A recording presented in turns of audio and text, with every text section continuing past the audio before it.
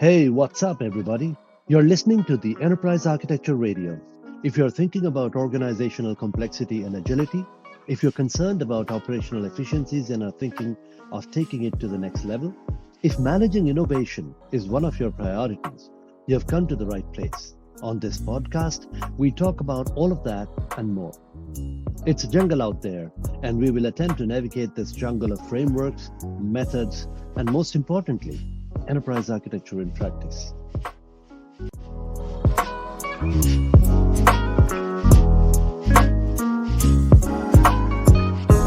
My enterprise architecture journey began almost about 10 years ago.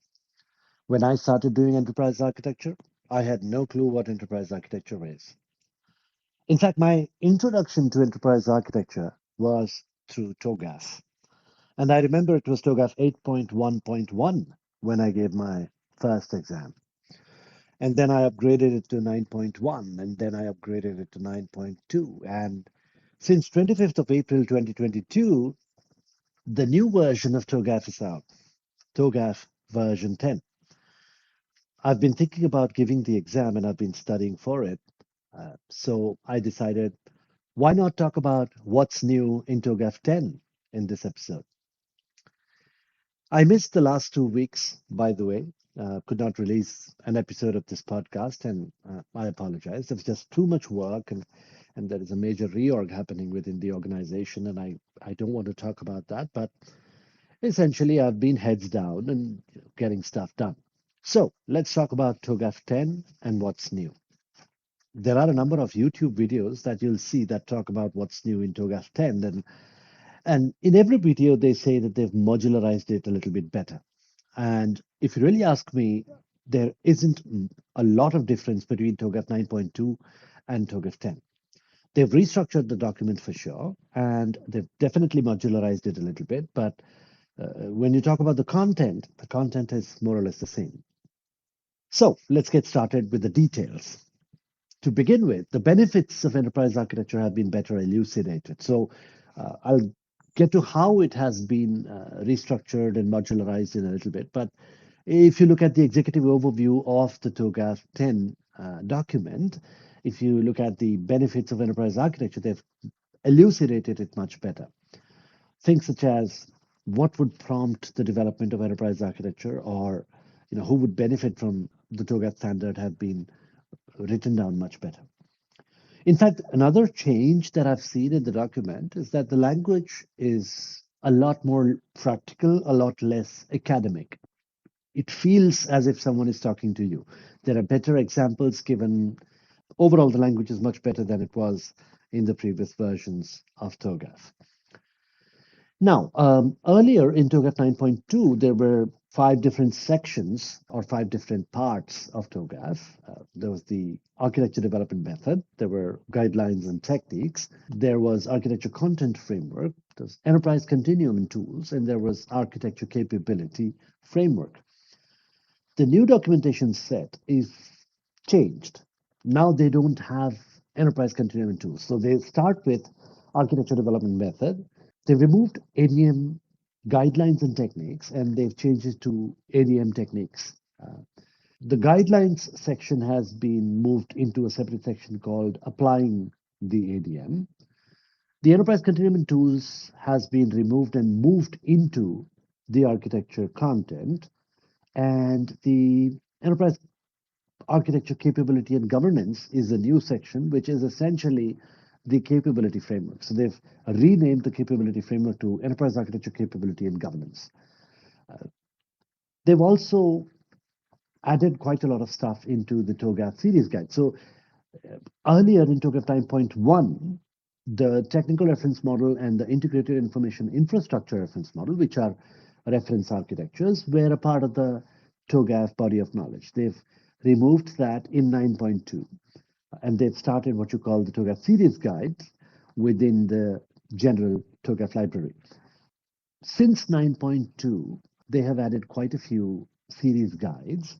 Started with about 6 or 7 series guides initially, but then now there's quite a lot of stuff in it. There's guidance to support different architectural styles, trends, and methodologies. There's support for architecture areas and domains. There's support for standard used with other standards and other frameworks. So how can you use the TOGAF standard with other management frameworks, other governance frameworks, and all of that? So there's guidance on that. And the focus is quite, there's also guidance on practical applications.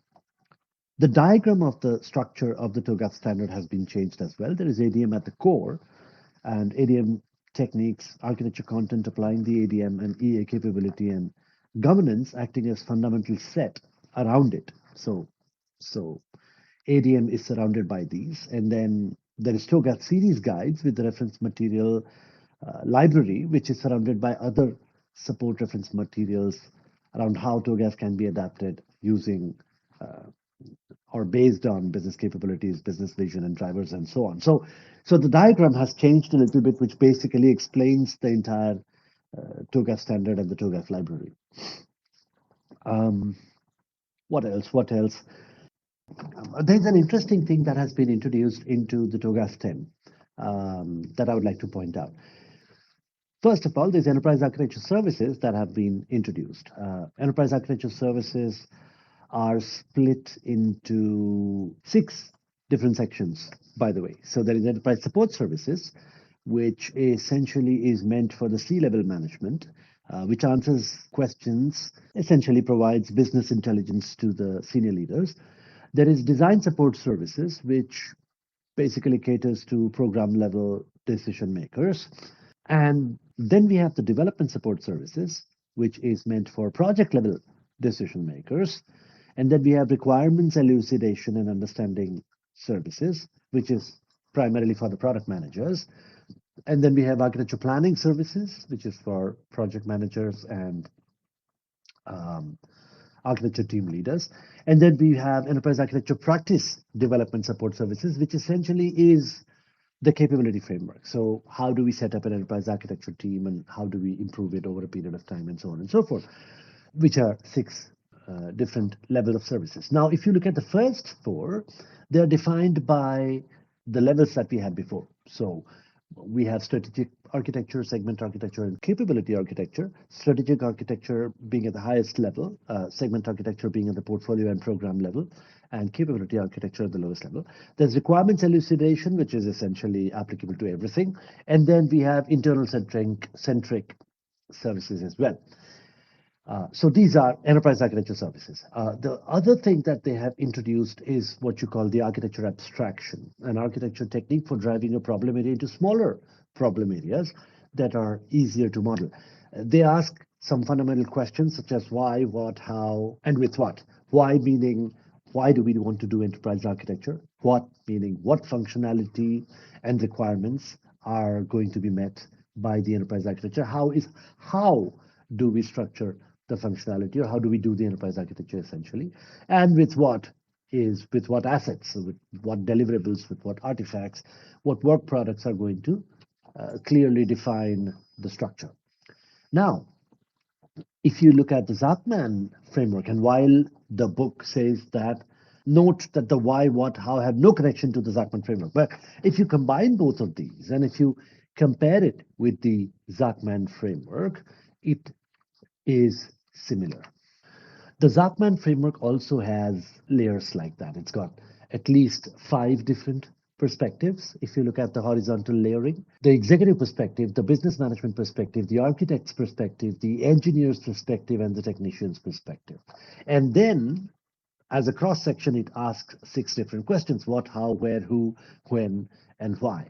These are the fundamental questions. And when you combine these, what you get is the ontology of the Zachman framework. Now, while TOGAF says that there is no connection with the Zachman framework, well, the modeling feels very, very similar. All right. So that's something new that has been introduced into the core concepts of TOGAF. All right. What else? What else? More or less, the content is still similar. Like I said before, some of the things have been moved. So enterprise continuum and tools used to be a separate section in TOGAF 9.2 that has been moved into the architecture content.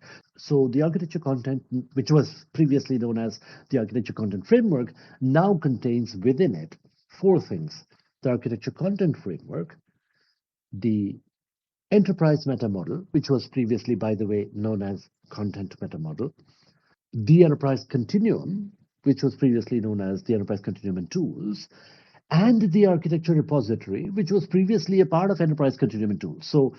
So everything has now been clubbed into the overall header called architecture content. Now, the contents within these four heads are still the same. So what was there before in architecture content framework is still there in architecture content framework. What was a part of content meta model is now a part of enterprise meta model. What was a part of enterprise continuum and tools continues to be a part of enterprise continuum and tools and architecture repository. Architecture repository by itself has not changed. It still contains the 6 different sections that were there in TOGAF 9.2. So technically, if you look at it, the content has not changed much. The ordering and the structuring of the content has changed. Some of the naming conventions have changed, and they've introduced a few new concepts. One of the concepts that, by the way, that they have introduced, which is a part of the techniques, the ADM techniques, is, and so, by the way, there was a header called ADM guidelines and techniques. So the real difference between guidelines and techniques as per the TOGAF standard is guidelines are how to use the ADM, how to apply iterations to it, how to change it, etc., etc. So they've moved that as a separate section called how to apply the ADM, right? And they've kept techniques as techniques. Now, techniques are different from guidelines because techniques are things that we do within the phases of the ADM. And the previous TOGAF 9.2 had 9 techniques listed down in the guidelines and techniques section, which remain 9 and haven't changed much. I'll be giving an exam one of these days. So my next podcast would be about the exam, about my experience of the examination software and so on and so forth. So how did my examination go and what I felt about the whole environment and everything. And people who are aspiring to become TOGAF 10, I hope it helps them out, all this information that I'm providing. And watch out for my next episode. Now, I have found one interesting visitor, interesting guest to my Enterprise Architecture podcast, and I will be recording a session very soon with him. And I hope you enjoy that session. That session will be a little longer than my usual 10 to 15 minute episodes, and I hope you enjoy that. And watch out for my episodes. That's all I have for you today, folks. I hope you enjoyed the show. More about organizational agility, innovation, and enterprise architecture in the practical world, in the business, right here on the show. But before I end the show, I want you to help me out with this one little thing. Pause the show and share this podcast via WhatsApp or a text message with just one person who might be interested in these topics. It could be anyone, your colleague, your boss, someone in your team. That's all I want. Just one share with one message via text or WhatsApp or what have you. And it would go a long way in supporting us and growing our listener base. Also, please don't forget to follow the podcast. That way, you'll get notified when we publish a new episode. If you want to find out more about us, you can visit us at enterprisearchitectureradio.com. If you have ideas, thoughts, disagreements, please feel free to write to me directly. We also have a Telegram group if you'd like to contribute to the EA discussions or whatever. Just search for Enterprise Architecture Radio on Telegram, or the URL to join the group is https://t.me/Enterprise Architecture Radio. While our contact details are there in the show notes, it's very easy to find us really. Just search for Enterprise Architecture Radio anywhere. Instagram, Twitter, LinkedIn, YouTube, Clubhouse, anywhere. And you'll find a way to get in touch with us. Once again, I hope you had fun, and I'll see you in the next one.